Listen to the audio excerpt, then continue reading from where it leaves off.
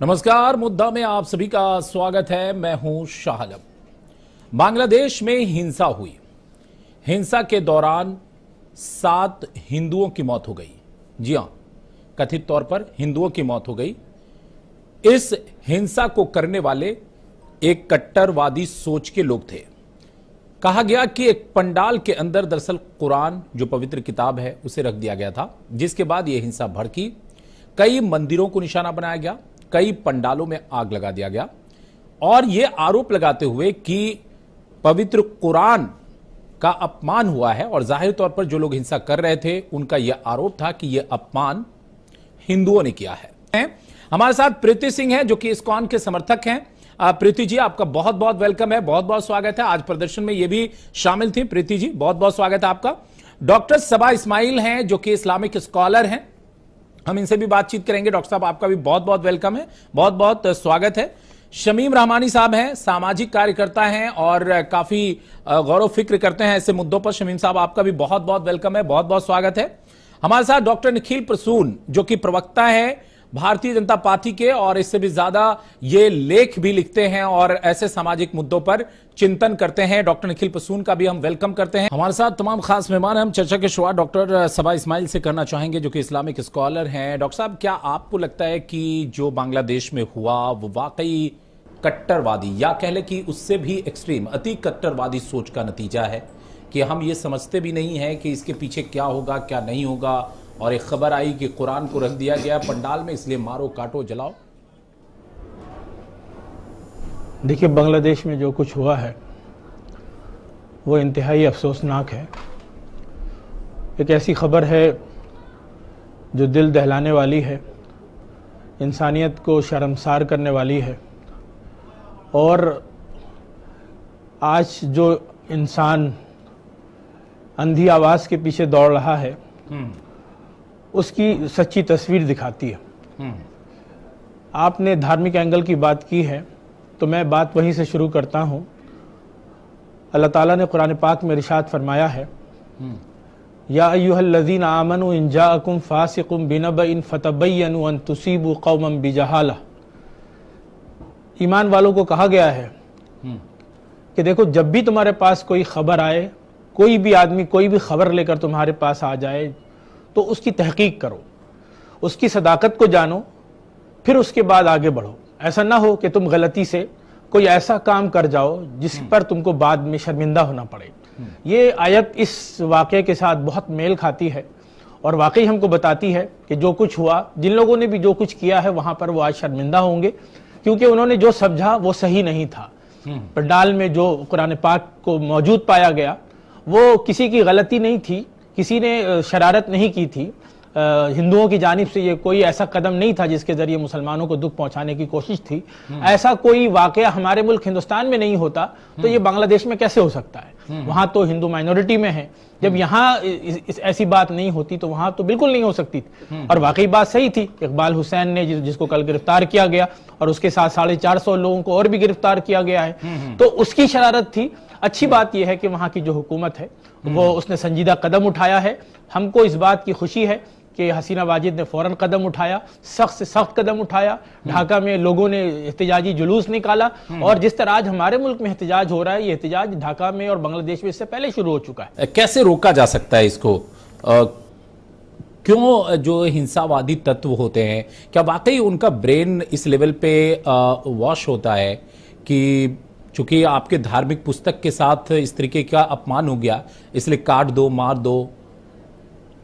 देखिए, हमारी बहन अभी बात कर रही थी और मुझे इनकी बात बहुत अच्छी लगी कि इन्होंने महसूस किया कि एक बच्ची जो मरी, गोया वो उनकी अपनी बच्ची थी। हर इंसान को ऐसा होना चाहिए कि कोई भी मरे तो लगे कोई अपना मर गया है, किसी पर जुल्म हो तो उसको तकलीफ हो। और इसीलिए कुरान पाक में अल्लाह ताला ने कहा है, मन क़तल नफ्सन बिगैरि नफ्सिन औ फसादिन फिल अर्दि फकअन्नमा क़तल अन्नास जमिया। कि कोई भी मरे, किसी को भी बेसबब मार दिया जाए तो वो कत्ल आम एक आदमी का नहीं, पूरी इंसानियत का कत्ल। वो घर कहीं भी जले, किसी भी मुल्क में जले, बांग्लादेश में जले, अफगानिस्तान में जले, पाकिस्तान में जले, हिंदुस्तान में जले, तुर्कमानिस्तान में चले, कहीं भी जले, जुल्म फिर जुल्म है, उसको हर हाल में दबाना है। लेकिन कुछ लोग हैं جو اس کا استعمال کرتے ہیں. اور آج کی ہماری پولیٹکس میں بلکہ ہر دور میں رہا ہے کہ مذہب کا سب سے زیادہ استعمال ہوتا رہا ہے. اور یہ صرف بنگلہ دیش نہیں ہے جہاں مذہب کا استعمال ہو رہا ہے, ہر جگہ ہوتا ہے. ایک جو بھیڑ ہوتی ہے جس کو علم کم ہوتا ہے, جس کے پاس عقل کم ہوتی ہے, جس کے پاس آپشنز کم ہوتے ہیں, حکومت جن کو کچھ نہیں دے سکتی اس کو جذبہ دے دیتی ہے. دین کے نام پر اور مذہب کے نام پر اور ریلیجن کے نام پر اس کو نیا نیا کام دے دیتی ہے, وہ اسی میں الجھ کے رہتی ہے. اور پھر وہ اس قدر اس کے حوالے سے اتنی شدت پسند ہو جاتی ہے کہ کوئی معمولی بات کو بھی برداشت نہیں کر سکتی. یہ پوری دنیا میں ہو رہا ہے اور ہمارے مذہب کے ساتھ بھی ہو رہا ہے. میں بالکل اعتراف کرتا ہوں کہ ہمارے مذہب میں بھی کچھ لوگ ایسے ہیں جو اس کا سیاسی استعمال کر رہے ہیں. حالانکہ اللہ تبارک و تعالیٰ نے جو کچھ یہاں پہ ہوا, میں اس کے حوالے سے ایک بات کہنا چاہتا ہوں کہ قرآن پاک کی ایک آیت ہے, اللہ نے کہا وَلَا تَسُبُّ الَّذِينَ يَدْعُونَ مِن دُونِ اللَّهِ فَيَسُبُّ اللَّهَ عَدْوًا بِغَيْرِ عِلْمٍ. کہ دیکھو کبھی بھی کسی کو برا بھلا مت کہو. دنیا میں لوگ بہت ساری قسم کی عبادت کرتے ہیں, پوجا کرتے ہیں, پرستش کرتے ہیں. تم جس کی کرتے ہو وہ تو ٹھیک ہے, لکم دینکم ولی دین, تمہارے لیے تمہارا دین ہے, دوسروں کے لیے ان کا اپنا دین ہے. ان کے خداؤں کو یا وہ جن کے معبود ہیں, وہ جن کی پرستش کرتے ہیں, کوئی بھی کسی کی پرستش کر رہا ہے تو تم اس کو غلط بات اس کے ساتھ مت کرو. اللہ تبارک و تعالیٰ کی طرف سے بالکل اس کی اجازت نہیں. تو اس بات کی کہاں سے اجازت ہو سکتی ہے کہ کوئی پوجا پنڈال کو آگ لگا دو یا کسی کے گھر کو آگ لگا دو؟ جو کچھ بھی ہوا ہے بہت غلط ہوا ہے. اور میں ایک بات کہنا چاہتا ہوں کہ شیخ حسینہ واجد نے جس طرح پہلے دن ہی دوسرے دن ہی بیان دے دیا وہ قابل تعریف ہے. پروٹیسٹ بالکل ہونا چاہیے اور ہمیں امید ہے کہ اسی پروٹیسٹ کا اچھا نتیجہ بھی نکلے گا. ہر ملک کا اپنا ایک قانون ہے. اور جہاں تک اسلام کی بات کریں تو قرآن پاک میں اللہ تعالیٰ نے فساد کی بہت سخت سزا لکھی ہے. اللہ نے کہا اگر کوئی فسادی ہے یسعون فی الارض فسادا, تو کہا اس کے لیے کچھ بھی سزا ہے. اس کو قتل کرو, اس کو صلیب پہ چڑھاؤ, اس کے ہاتھ پاؤں کاٹو, کوئی بھی سزا تجویز کی جا سکتی ہے. ہر گورنمنٹ اپنا اپنا قانون بناتی ہے. بنگلہ دیش کا اپنا قانون ہے, وہ اس کے مطابق اس کو سزا دیں گے انشاءاللہ. بالکل. ڈاکٹر صبا اسماعیل نے تو پورے طور پر قرآن کے اندر جس کو مسلمان مانتے ہیں, اسلام دھرم کے لوگ مانتے ہیں, ان کے جو بھی سینٹنسز ہیں ان کو آپ کے سامنے رکھ دیا اور واقعی کیا اسلام کہتا ہے وہ آپ کے سامنے رکھ دیا. لیکن کچھ جو لوگ ہیں جو شاید اس کے ذریعے کچھ بینیفٹ اٹھانا چاہتے ہیں, ان کا اپنا مقصد ہو سکتا ہے, جو بھی مقصد ہو, اس کی وجہ سے انسانیت کا قتل ہوتا ہے. ایک سوال ڈاکٹر صبا اسماعیل آپ سے, اور اقبال کی جو کرتوت ہے جو اس نے کیا, کس وجہ سے کیا, نہیں کیا, یہ تو انویسٹیگیشن کا وشے ہے اور ظاہر طور پر جو بنگلہ دیش کا قانون ہے, جو وہاں کی پولیس ہے, وہ انویسٹیگیٹ کرے گی. لیکن آپ کو لگتا ہے کہ ایسے لوگوں کی وجہ سے جو اسلام کا مول سدھانت ہے وہ سوالوں میں آ جاتا ہے, اس کے ماننے والے لوگ بدنام ہو جاتے ہیں پوری دنیا میں؟ جی دیکھیں, اقبال حسین نے جو کام کیا وہ کتنا بڑا جرم ہے اس کا اندازہ سب کو لگ گیا ہے. اور یہ صرف اس نے آگ لگانے کی کوشش نہیں کی, اس نے قرآن مجید کو لے جا کر ایک ایسی جگہ رکھی جو پوجا کے لیے بنائی گئی تھی, جہاں پنڈال بنا ہوا تھا. تو یہ خود ہی ایک اپنے آپ میں بہت بڑا جرم ہے. ایسا آدمی مسلمان ہی نہیں ہو سکتا. کوئی مسلمان یہ کام ہی نہیں کر سکتا. وہ اسلام سے خارج ہے کہ بھئی قرآن کی بے حرمتی ایک مسلمان کیسے کر سکتا ہے؟